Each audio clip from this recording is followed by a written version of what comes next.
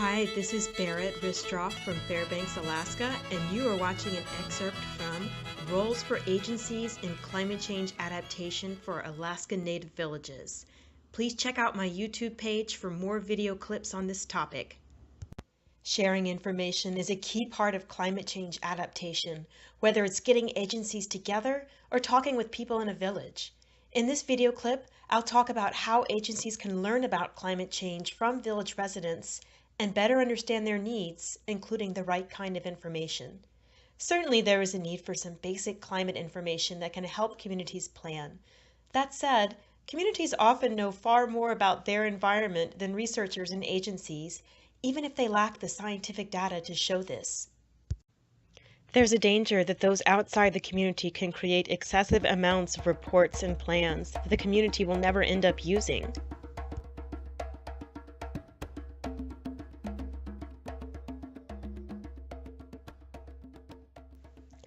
This is particularly the case for communities threatened by storm-induced erosion. What can really help communities is more information about the opportunities agencies can offer, so communities know whom to ask for what. Agencies need to be more honest about what they can and cannot do.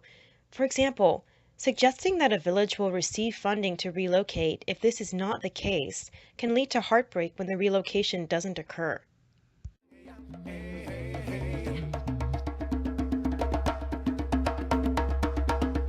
Each agency that offers community grants and infrastructure should clarify what they can offer and how community relocation fits into its existing programs. Agencies could issue guidelines showing each assistance option, the local cost share, and the estimated time it will take to carry out the option. Scott Nelson, a hazard mitigation expert with the Alaska Division of Homeland Security, explained, "Right now, there are too many options, yet funds are too limited to make any of them really work. This leads to inertia." Related to the issue of what information communities need is how agencies and researchers get information from communities. I'm going to go over information exchange related to research, and then speak more generally about communication and consultation. Ideally, this leads to a three-way communication between villages, researchers, and decision makers. Communities have felt exploited by researchers who took residents' information and time without giving anything back. To address this, some communities have rules requiring researchers to share information as a condition of working with community members. Examples are King Island's Research Agreement and the Northwest Arctic Borough Code Title IX. Regardless of rules, it's good policy to ensure that information ultimately goes back to the community, and the community retains control of intellectual property. It's important to involve community members in agency studies when they're willing to participate and share knowledge. Specifically, it's good to involve communities in data collection. Agencies and researchers can help residents understand scientific protocols for data collection and find ways to bring local and traditional knowledge into agency work. Aleut leader Larry Merkulov said in his essay, "Different Ways of Looking at Things." There are scientists that do want to work with indigenous people, but they've approached it ad hoc.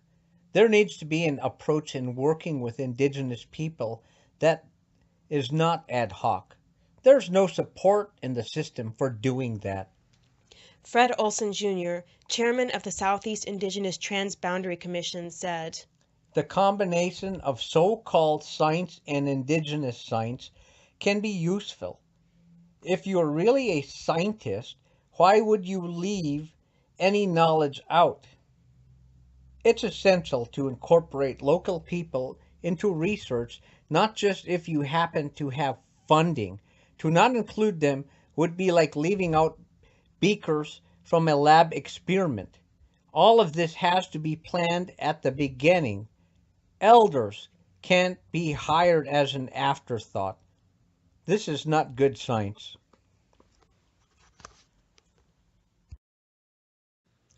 Just as community input and involvement is a key part of research, it's also a key part of making decisions that affect communities. In many instances, the law specifically requires input by tribes and the public. For example, government-to-government consultation is a requirement for federal agencies. State agencies can choose to do this as well. An example is the 2002 Board of Game Policy on government-to-government relations with the federally recognized tribes of Alaska, currently not in effect. Agencies engaging in consultation should be doing more than just sending out one email and considering their legal obligations to be complete. Consultation and communication is very important to tribes and will often result in a far better agency decision with community acceptance. One former White House liaison said, We need an approach that ensures that people in the communities impacted by climate change issues are consulted in a respectful way. Without consultation, there will be pushback and a lack of buy-in. A senior agency tribal liaison put it very succinctly. A U.S. government approach without integrating the tribes from the initial steps of the decisions always comes out bad for the tribes.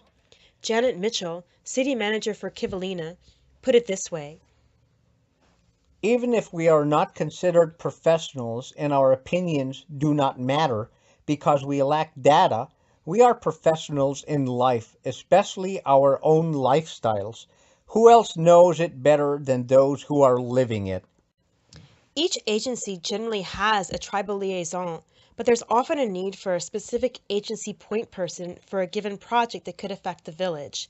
This person could be a village-based, agency-paid worker or someone from a village working in the agency office. There's also a need to provide funding for interpreters to put technical language into plain English or the language of village residents. Also, agencies should be aware of words that communities prefer to avoid. For example, some do not like to use the term subsistence, since it doesn't really do justice to the hunting, fishing, sharing, and learning that make up a traditional lifeway. An Alaska Native working for a federal agency explained the importance of interpreters. Village residents and agency representatives are each intelligent in their own ways, but there's a need for someone in the middle who can help them communicate. Someone who knows the community well and can be both a translator and an advocate who relays important information. This can't be just any translator. It has to be someone who understands the grant procedures and can explain them. It doesn't have to be someone from the same village, but it should be someone from the same region or language background. Meetings with tribes can take place by phoning in to a council meeting with the permission of the council and tribal administrator or at a conference that tribes are attending.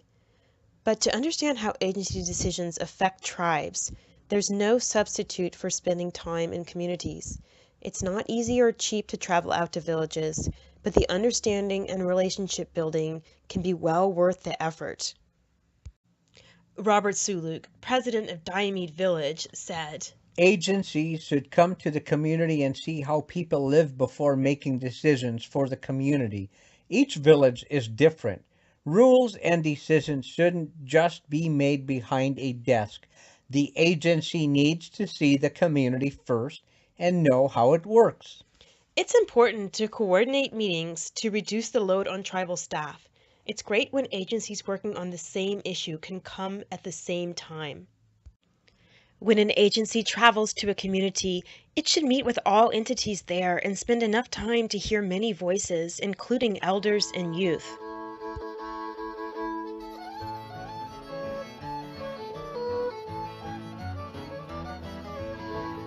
Hearing many voices is especially important when there is disagreement in the community about the best pathway forward. Disagreement should not be a surprise, since no community is monolithic. When there is significant disagreement, it can be helpful to meet with entities separately or conduct door-to-door surveys, provided no one is left out. Sometimes an agency may need to have a single answer from a community. For example, if the issue is where to relocate. If there does not appear to be a single answer, the agency could ask the different entities if they're interested in mediation by a mutually selected third party. An agency could budget for mediation as part of its outreach. An agency liaison gave some advice on approaching disagreement. A crucial ingredient is collaboration. Communities that have had hindered progress usually include disagreements between governments or organizations within a community. Sometimes these disagreements exist for very real concerns that need to be ironed out internally. Agencies should respect that process. However, if there is a possibility for a mediator to walk the community through an obstacle, those services should be extended early in the process. Thanks to my musicians and participants, and thank you for watching. I hope you'll watch more of these video clips or check out my Google Drive for written strategies.